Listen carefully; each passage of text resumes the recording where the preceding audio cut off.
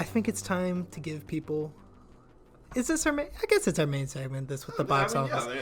So we're gonna start going into the new releases, and I think the movie that everybody is talking about is Birds of Prey. Absolutely. So this is the 8th film of the DC Extended Universe, which means that it doesn't technically live in the same place in the comic book world as Joker did last year. But both of these films should be considered great strides in Warner Brothers' comic book war with Marvel. Both movies are great. And in my opinion, there's absolutely no coincidence that the two of the three best films in the DCEU were directed by women. So this movie starts off with the breakup of Joker and Harley Quinn. That's no secret. That's no spoiler. Don't get mad. That's not a spoiler. And gosh, I don't even want to talk too much about the narrative. But anyway, Harley Quinn is basically lost for words. She has no idea what to do. And these stories kind of start coming together with the Birds of Prey, the people that we know of as the Birds of Prey. I can't remember any names. Canary, Huntress, I am blanking Montana. Yeah, Montana, played by Rosa Perez. And the little girl whose name is blanking on me at the moment. Cain. Cassandra Cain or something. Cassandra Cain, yes, you're right. But in any case, there's a diamond. That's all I'll say. There's a diamond.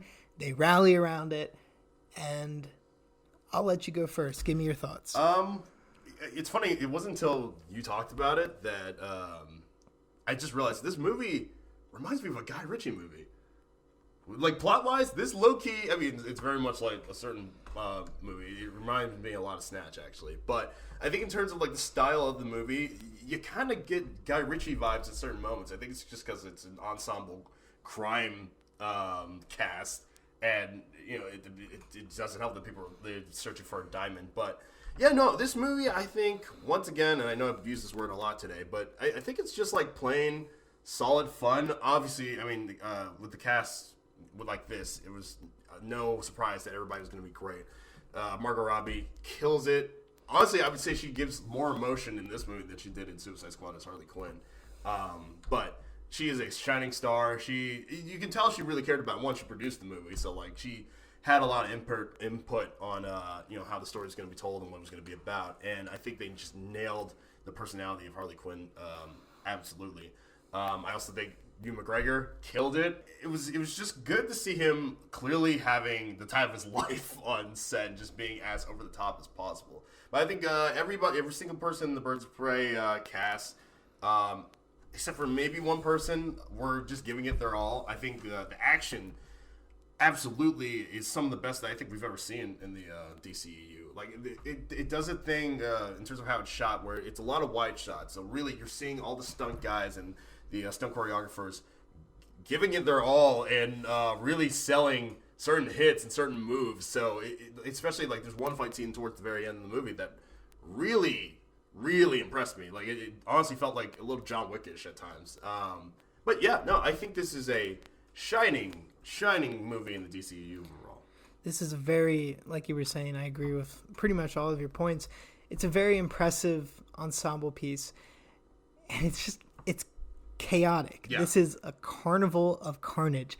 I love little phrases like that. That's good. Carnival of carnage. And I want to, when we watch the movie, my new metal band, Carnival of Carnage, coming soon. When I came out of the movie, we were talking about the title. I remember I asked you, I'm like, so what was the title? Was it Birds of Prey, and the Emancipation? Was it and or was basically the conversation.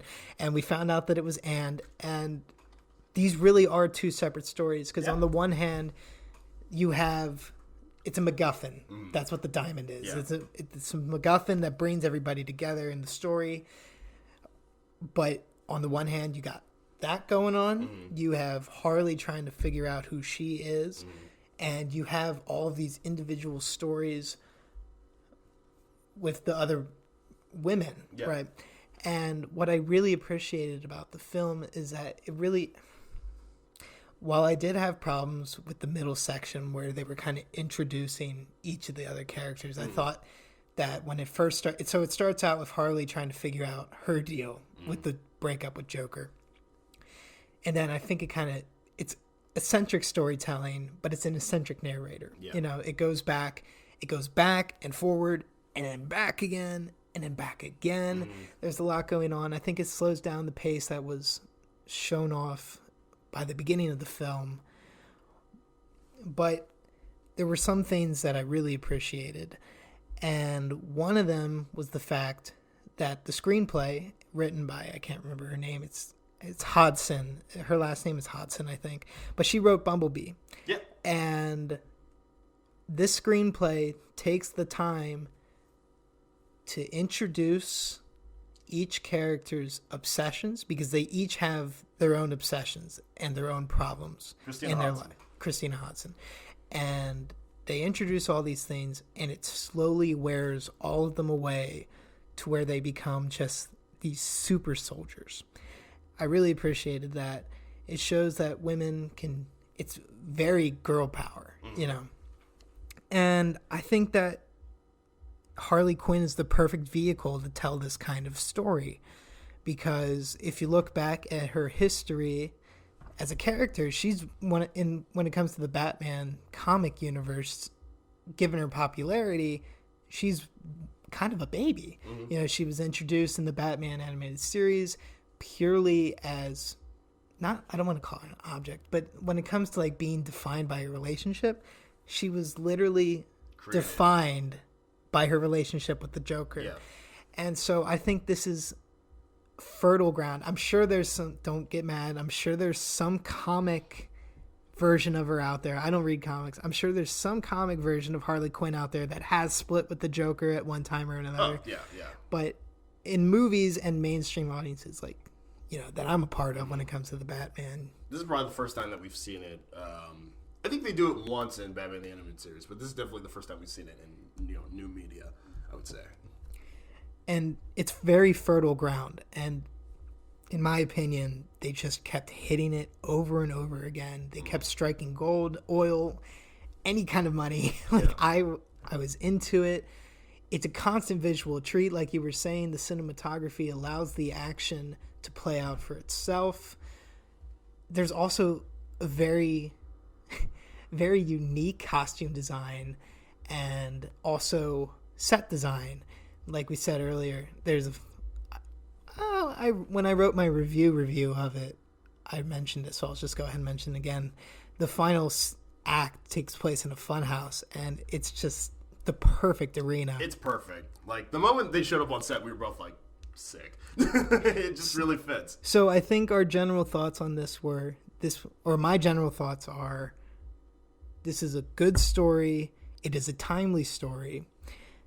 I think it was very interesting to talk about Harley Quinn in a new way, and to counteract that, or to use the Harley Quinn narrative and share those experiences with other women whose lives have been kind of ruined by the men.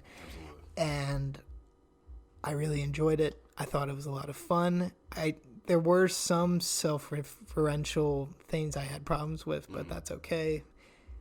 I don't think it's like Deadpool. I really enjoyed it. I think it has Deadpool elements, but I think they're definitely two different wheelhouses here. And I'm going to give it 4 out of 5 stars. Side note, guess who the cinematographer is? Who? Matthew Libatique, who works on all of Darren Aronofsky's movies. Oh, I knew that. Yeah. So I'm like looking at it now. I was like, that's why it looks so good. Yeah, he's a great director, great cinematographer. I think this movie, on all accounts, is great. Real good time in the theater. The acting all across the board. You know, like, they even give, like, certain characters a lot of, like, emotional beats that I wasn't expecting at all. I also think that maybe the most underrated person in this movie might be Mary Elizabeth Winstead, who, she plays a version of Huntress that I never expected. One that's, like, awkward in a way, you know? Like, she doesn't know, like, human interaction anymore because she's just, like, a bred assassin at this point. So that was like a nice little element that I had never seen before. But yeah, no, this movie's great. I think it's really a knockout of the park for DC.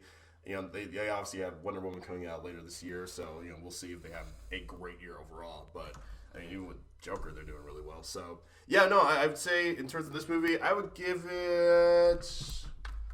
Yeah, no, I give it a 4 out of 5. Yeah, good time.